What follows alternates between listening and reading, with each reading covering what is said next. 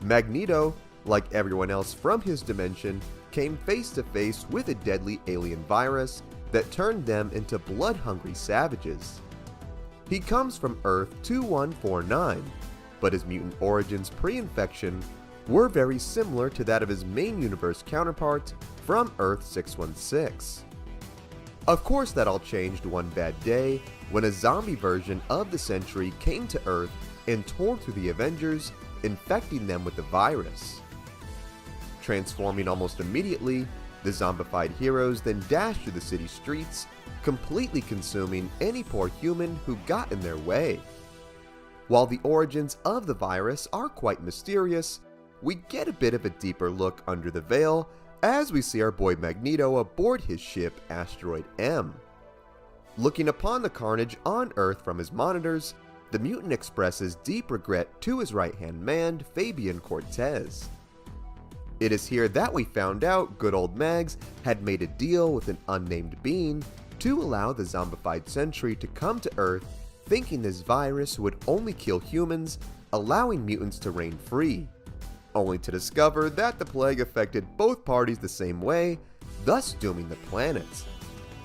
Feeling absolutely horrible that he had unleashed hell on Earth, Magneto prepared his shuttle to head back down to the planet so he could help save who was left and hopefully right his wrongs.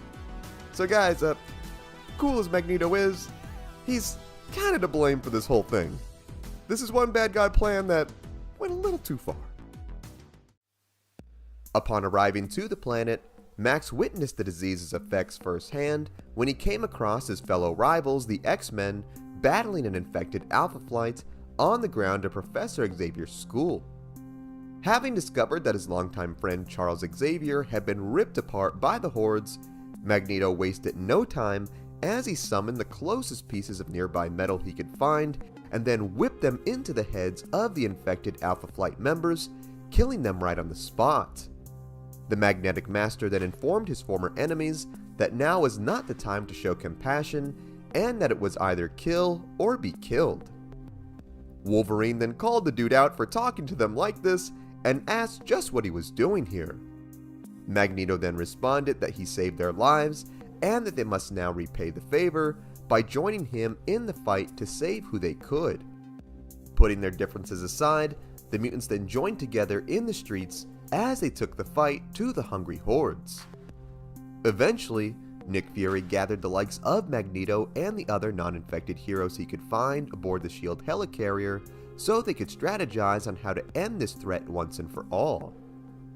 Scientists like Tony Stark and Reed Richards were charged with finding a cure and a way out of this dimension, while Magneto was tasked with helping lead the assault on the undead in the streets below and rescue survivors. Hard as they fought though, the heroes were soon overrun, being either killed or infected, causing Magneto and a small group of remaining supers to retreat. Having failed in their mission, Magneto would go into hiding as the infection spread worldwide, causing the vast majority of the Earth's population to be devastated. Prior to the virus becoming a pandemic, Tony Stark was working on a teleporter that would allow the non-infected to escape to an alternate world. While things would look hopeful for the living once Tony completed the machine, Reed Richards would pick now of all times to go crazy after losing his children to an uninfected She-Hulk. He would then infect his fellow Fantastic Four members, who in turn infected him. The now Frightful Four would then tear through the SHIELD helicarrier, where they would infect Tony and set their starving sights on the teleporter and get access to the multiverse. However, Nick Fury had other plans where he wheeled the device to the back of the facility where he sealed off the doors. Meeting up with a few of the heroes who had regrouped with Magneto from the battle below, Fury then had Thor destroy the machine to lock these hellish beings in this dimension to starve. Thor then obliged and brought the wrath of Asgard down on the machine, but not before Reed and the rest got through the room, infecting everyone present.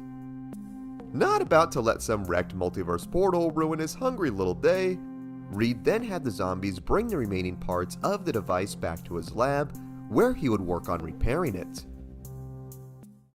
He would then manage to fix it to the point where he would be able to use it to communicate with a younger version of himself from the ultimate dimension, who he managed to trick into coming to the zombieverse. Upon setting foot in this wasteland, young Reed quickly realized he was catfished, where he was immediately attacked by the zombified Fantastic Four. Barely escaping with his life, young Reed managed to get away to the nearby sewers. Thinking he was in the clear, our boy was sadly mistaken, where he was met by a whole harem of hungry heroes. Before they could turn Reed into a living Lunchable, the zombie supers were then terrified to see today's forecast, which consisted of an entire city block's worth of cars floating in the skies above. The auto assault came raining down, exploding upon the zombies, killing and injuring several in the process. The attack is then revealed to have come from our boy Magneto, who had saved poor Reed, all while looking extra yoked and handsome. Hey, apocalypse or not, Magneto is definitely not skipping leg day. Upon saving the young scientist, Max then takes the young Reed to the subway, where he introduces him to a small group of survivors who he managed to save from the zombies. I mean, it's like 3 people, but still counts for something. Upon noticing that this Reed looks a lot like his world's Reed Richards, although a bit younger and not a zombie, Magneto asked the dude what his deal was, where he then revealed that he was in fact Reed from another world. Knowing that the multiverse portal was still open, Magneto and the gang then hatched a plan to escape with Reed back to his home dimension and finally be free of this hellish world once and for all. As they hatched their master plan though, the not-so-lucky peeps were sniffed out by Zombie Wolverine, where he then relayed the information to the boys, who busted through the subway walls, ready to help themselves to some fresh eats. Saving this in his back pocket for an awesome moment like this, Magneto then used his powers to pick up one of the old subway trains, which he then tossed at the Horde, knocking them out of commission. Hey man, undead or not, you get whacked with a full-on subway train, you're definitely going to be feeling that one in the morning. Upon getting outdoors, the gang would not be faring much better, as they were greeted by an entire legion of undead supers. Ready to fight like a true man though, Magneto prepared to fight to the death, until he and the others realized that the zombies had suddenly become blinded. That is revealed to have been the work of Ultimate Susan Storm, who made her way to this Earth with the other Ultimate Fantastic Four members who came to save their Reed. Using this distraction, Magneto and the gang then made their way to the teleporter, where they planned to escape. As they prepped their trip, the mutant leader opted to stay behind, for if they were to all leave together, it would leave the dimensional doorway open to the super zombies. Max then has the Fantastic Four and the remaining humans go through, while he pulls the coolest, most dramatic hero move yet, where he uses his power to blow the machine up, frying countless undead in the process, and locking them out of the multiverse. Upon waking up from the destruction, Magneto then exclaims his excitement at his plan working, only for that excitement to turn to pure terror as he found himself surrounded by a gang of angry and rather hungry supers. Ready to gobble the dude up out of revenge, the starving supers told the mutant to give up, only for him to be as cocky as ever, telling the zombies that he still had plenty of fight left in him. The mutant then channels some big villain energy as he summons a swarm of metal all around him and tosses it into the Horde, tearing into their nasty necrotic flesh. Max then takes to the skies and attempts to escape, only to be relentlessly pursued by the likes of Zombie Spider-Man and Colonel America. The lucky cat managed to grab hold of Magneto, thinking he was about to get a snack, only for him to grab the hero's shield and used it to slice his head in half. Arguably, one of the most disgusting, yet iconic panels from Marvel Zombies, and I absolutely love it. Armed with Cap's shield, a weakened Magneto made his way to the streets below. Keeping an eye out as he tried to make his escape, Max gets a message from his followers aboard Asteroid M, confirming that they were still alive and awaited his return.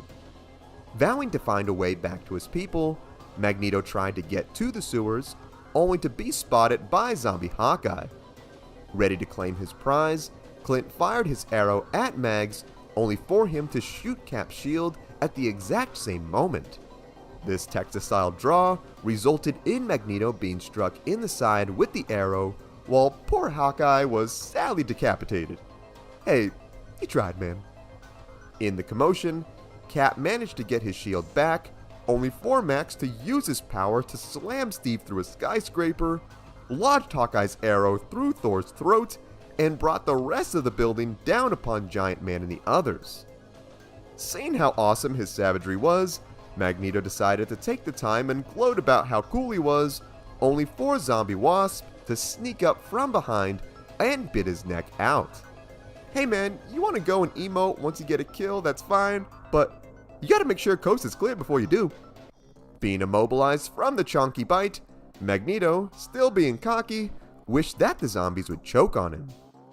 Fighting over who got the first piece of mutant meat, Thor barged through proclaiming that the man was his, only for Hulk to prove he was the true alpha by jumping into the battle where he ripped the poor dude's leg right out of its socket. Upset that he broke a snack, Hulk had to jealously look on and munch on his Magneto rotisserie leg while the other heroes helped themselves to a magnetic buffet.